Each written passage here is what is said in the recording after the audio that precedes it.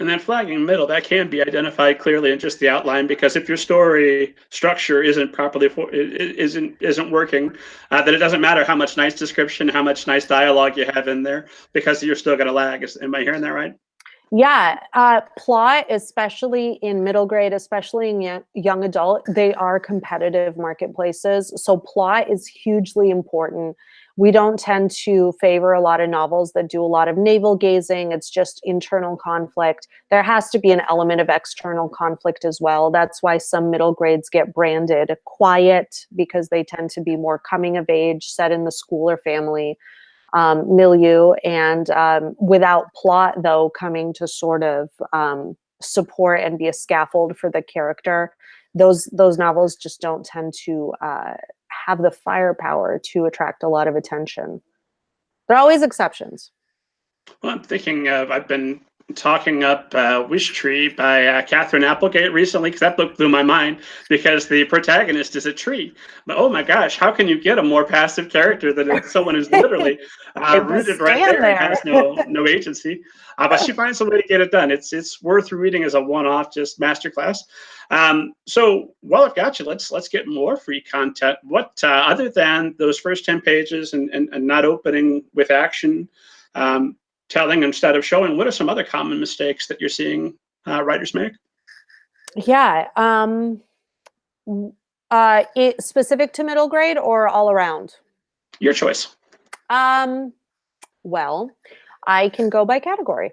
How about that?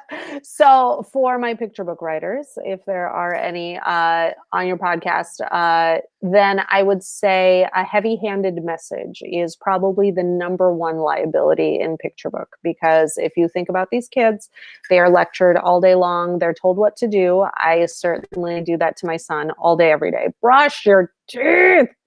I want to hear the chicky, chicky, chicky.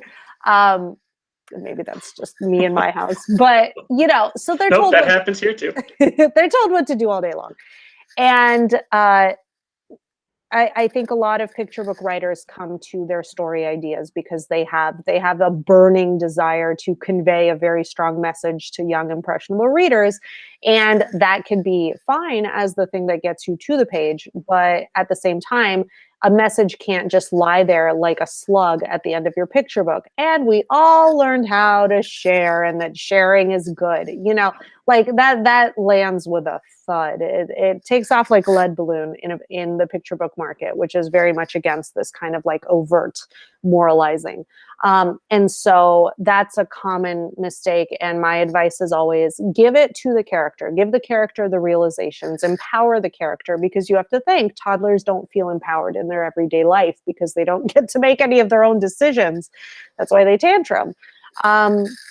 So give the realization to the character, like show them enjoying sharing, and just avoid the temptation to step in there as the author and deliver the message. That's kind of the easy advice that I give to a lot of people where they just are really moralizing and really just want to make sure that you get it. Those types of picture books don't tend to fly. In middle grade can be tough, especially in terms of the different age ranges within middle grade. They're complicated by different reading levels. And so you have people in middle grade who are still learning how to read independently or gaining their confidence. And then you have like superstar readers in middle grade who are very advanced, scratching at maybe adult fantasy or sci-fi. And you kind of have to, you have to make some category decisions in middle grade that you wouldn't otherwise. And so I see like 5,000 word manuscripts that think they're middle grade, and like 90,000 word manuscripts that think they're middle grade. And just the biggest consideration there is just really thinking about your target age range, which the sweet spot for middle grade really is 9 to 12, but it can kind of go up and down a little bit. Not alienating the readers who may be more reluctant by giving them a 130,000 word middle grade manuscript, for example. Obviously, fantasy and sci-fi and other genres tolerate the longer manuscripts because you have to do a lot of world building. But really, the best way to hone in on what middle grade is and what middle grade voice is and which themes speak to the middle grade reader is to read a lot of middle grade. And there's so much incredible middle grade out there. And middle grade tends to be something where writers just kind of go into it. They don't know what it is. They don't know what the rules are. They break them all because they just don't know any better, and they haven't read any middle grade. And so, not the writers watching or listening to us. These are savvy people that no, I know. that pay We're talking about the other guys. Yeah, my friends. Yeah, right. Everybody that reads Kidlit is a beautiful genius. Everybody on Middle Grade Ninja is a beautiful genius. We know this. It almost goes without saying. But some other people, they don't. There's a lot of misinformation out there and a lot of misconceptions about what middle grade actually is. And I think a trip to the middle grade section of your favorite bookstore, you know, the building with lots of books in it. Hard to find in some cities. That doesn't start with A. Or the library, like really this 9 to 12 kind of hotbed of life experience, people tend to repress it in their own lives. And for some aspiring middle grade writers, it's just really hard to connect to that kind of nugget of life and what's important to kids that age, how they speak. I read probably more adult voice in middle grade than I do in any other category. I almost feel like it's easier to tap into your young adult self than it is to your middle grade self. And so I just, that's where I find myself putting together more comp title lists than in any other category. Cause I'm like, dude, you got to read.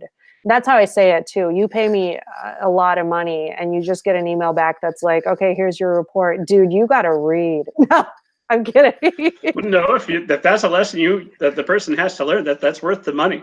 Something that drives me nuts. It's on top of like 20 other pages of notes, but that's the note I give to a lot of aspiring middle grader writers. Dude, read. Been teaching these fiction workshops here locally. If you're curious, head to middlegradeninja.com, sign up. I'd love to see you at the next one. Just nonstop every chance I get. Something that just drives me nuts is that's my first question to people. What are you working on? Okay, what have you read that's like that? And if you're telling me I want to write middle grade and the last book you read was The Witches in 1989, or if you're telling me one I get all the time is I want to write an adult novel that's a little bit horror related. Okay, what's the last horror novel you read? Interview with a Vampire. And oh my God, hands down, Anne Rice wrote a masterpiece, but that came out in 1994. What have you been doing since, man? Yes. So I will not tell tales out of school in specific terms about clients, but that is a question, and you want to phrase it positively. You don't want to be like, do you even read? But a question I like to ask is, so what do you do to keep up with the current marketplace? Because if I get somebody who's like, there are tons of like 100-page picture books out there. And then they tell me a bunch of things that were published, like illustrated storybooks, which is a category that has really dimmed in the publishing marketplace, published in the 80s or early 90s. I'm like, it pains me to think that the 90s were 20 years ago, but did you know that that's actually a fact now? The marketplace has just, I know.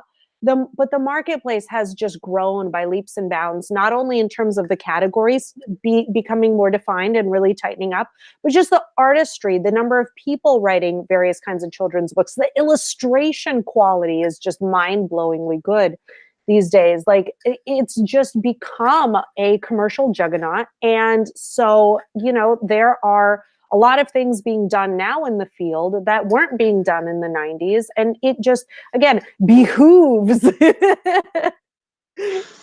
to why the long face? Oh my God. We'll have horse fun. We're horsing around. It's good times.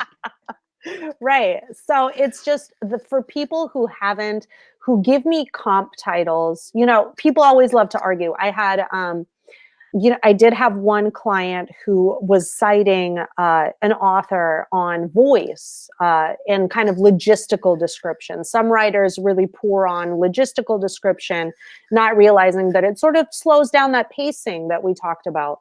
And I had a client who kind of came back at me with this writer that was a personal favorite, whose publishing history was literally in the 60s. And it's just like, you gotta, yeah. First of all, somebody who is famous can do whatever they want. Like, their editor is probably dead at their desk and not even reviewing the manuscript, and the manuscript just comes in and gets the green light, and the editor just doesn't even look at it anymore. But somebody who made their get hooked up with that deal, that sounds pretty sweet, right? But somebody who made their bones as a worldwide famous writer in the 60s, you probably aren't going to be held to the same standards trying to enter the game now. And that's just something that a lot of writers don't realize when they do choose comps by famous authors, or they do choose comps that are outdated as far as what the marketplace is doing right now. So the one argument that really gets under my skin, I'm more than happy to field rebuttals from clients. I love it. If I'm wrong and I learn something, that's a banner day for me, because then I can go tell my husband that I was wrong about something, and like, his head will explode. Oh, it's a banner day for him too. Yeah, exactly. No, but I love to be proven wrong, because then I get to learn something.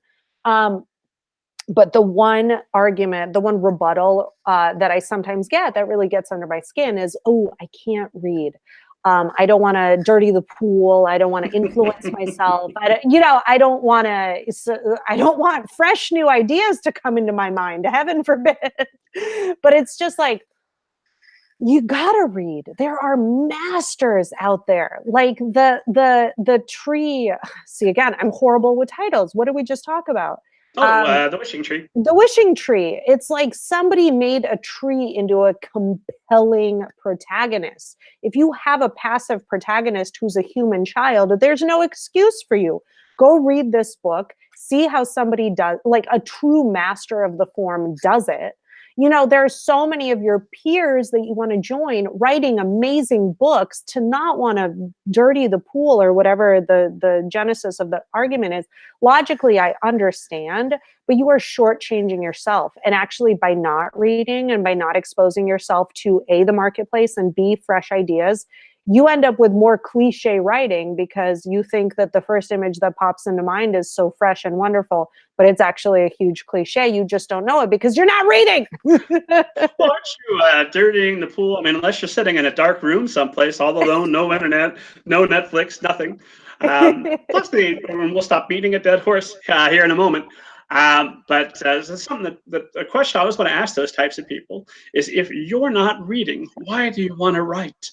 Who is it you imagine is going to be interested in reading your books when they could be doing whatever you're doing when you're not reading? See, you're trying to apply logic to an illogical situation. Oh, well, that is my mistake. You're right.